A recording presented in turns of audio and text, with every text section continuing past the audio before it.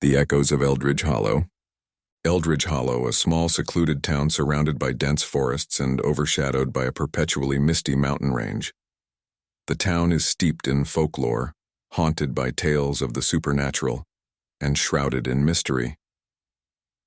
Alex Carter, a curious and somewhat skeptical journalist who arrives in Eldridge Hollow to investigate the strange occurrences that have recently put the town in the national spotlight.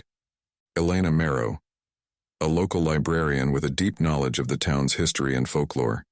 She becomes Alex's guide and ally. The Apparition.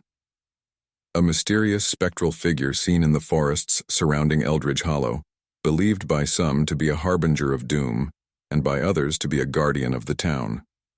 Arrival and mystery. Alex Carter arrives in Eldridge Hollow following reports of unexplained phenomena, lights in the forest, strange fog, and sightings of the apparition.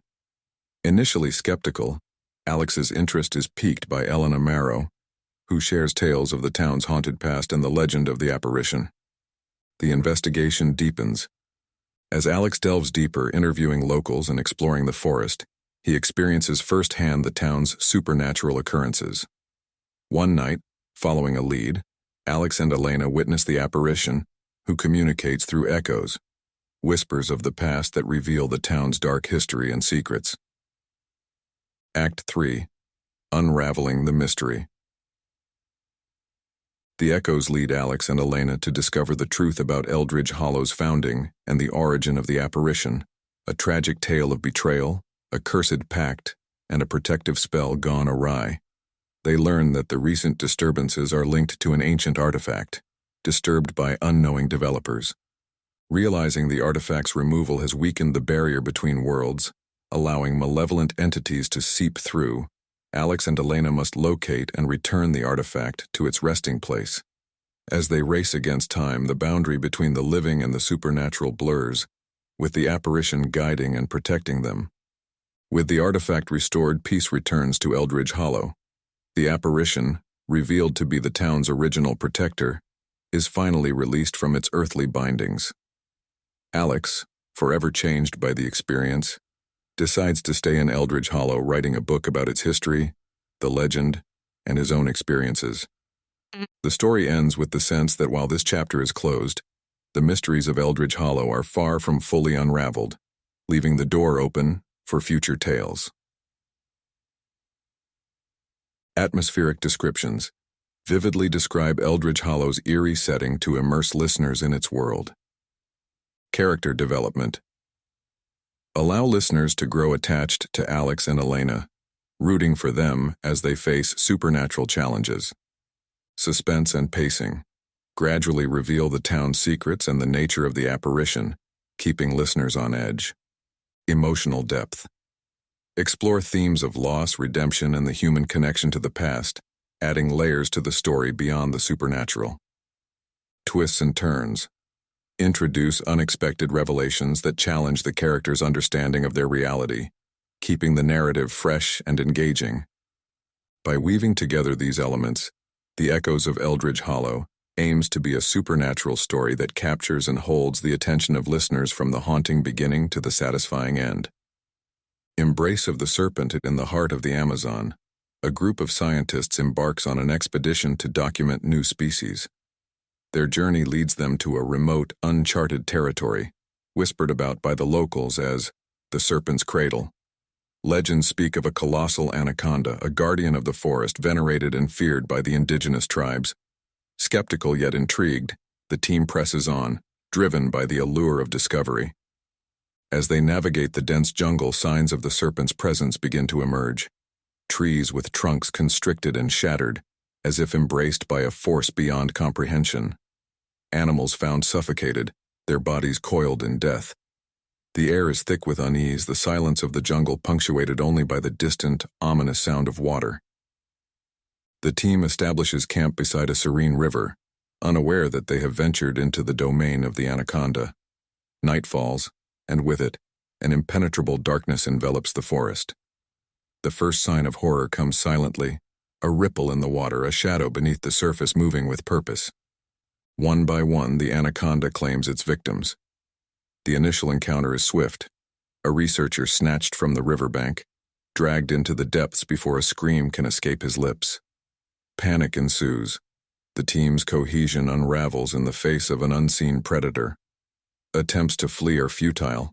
The jungle, once a place of scientific curiosity, becomes a labyrinth of fear. The survivors, driven by desperation, attempt to outwit the serpent. They learn that it's not just the physical might of the anaconda they must fear, but its cunning. It herds them, corrals them towards a fate it has ordained. The realization dawns that this creature is not just a beast, but a guardian of this sacred place, a protector of its secrets. In their final stand by the light of a fire that casts long shadows into the encroaching darkness, the remaining few face the anaconda. It emerges from the river, a creature of nightmares, its scales reflecting the firelight, eyes gleaming with an intelligence as ancient as the forest itself. The confrontation is not just a battle for survival, but a reckoning with the hubris of believing they could ever dominate nature. The story culminates in a terrifying chase through the heart of the jungle, a desperate bid for escape that leads to the edge of the serpent's cradle. The final survivor, the leader of the expedition, confronts the anaconda, understanding at last the true horror of their situation. This place, this creature, was never meant to be discovered. The anaconda, a being as old as the river itself, has merely protected its domain from those who would seek to disrupt the balance. The story ends with ambiguity. The survivor's fate is unclear. The jungle swallowing any trace of the expedition, the anaconda slithers back into the depths of the river, disappearing beneath the surface. The forest remains timeless and untouched, a reminder of the horrors that lie in wait for those who dare to delve too deeply into its secrets. As the expedition delves deeper into the heart of the Amazon, they encounter ancient ruins, half swallowed by the forest, suggesting a civilization that once revered the anaconda as a deity. The air here is heavier, charged with an unspoken warning. Among the ruins they find petroglyphs depicting the anaconda not just as a creature of flesh and blood, but as a spectral entity, capable of moving through the very earth and trees, its body merging with the roots and the water. The scientists begin to experience haunting visions at night. One sees the anaconda's eyes staring back at him from the darkness beyond the firelight. Another hears the slithering movement of the serpent in his tent, only to find nothing. The line between reality and nightmare blurs, with the jungle itself seeming to close in on them, alive with the presence of the anaconda. Their technological devices, meant to document and protect, begin to fail mysteriously. Drones sent to scout the area lose signal and disappear. Cameras capture fleeting images of the serpent that seem to defy the laws of physics, its form blending with the trees and water, making it clear that this creature is not just a predator, but a master of its domain, capable of manipulating its environment. The encounters with the anaconda become more psychological, a battle of wills. The team realizes that the serpent is not merely hunting them for sustenance but punishing them for their intrusion.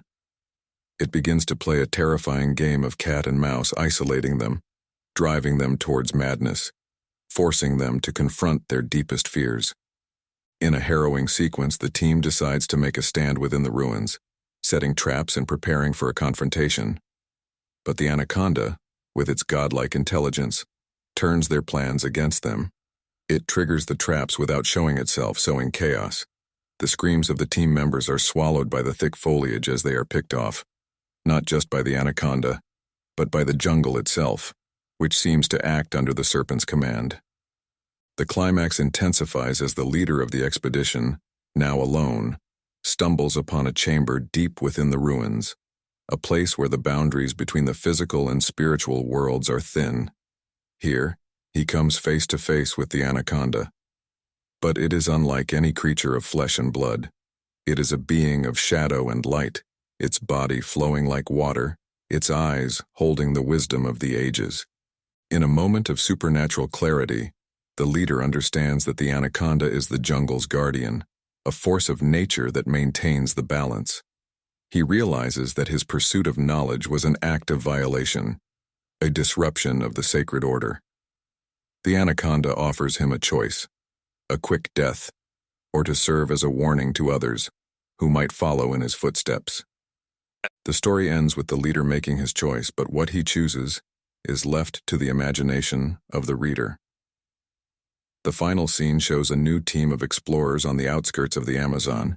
Hearing rumors of the lost expedition, their curiosity piqued. Unaware of the horrors that await them in the Serpent's cradle, deep-seated fear of the unknown, the terror of being hunted by something that is not just a predator, but a manifestation of nature's darkest aspect, a creature that doesn't just kill but consumes the very soul of its prey.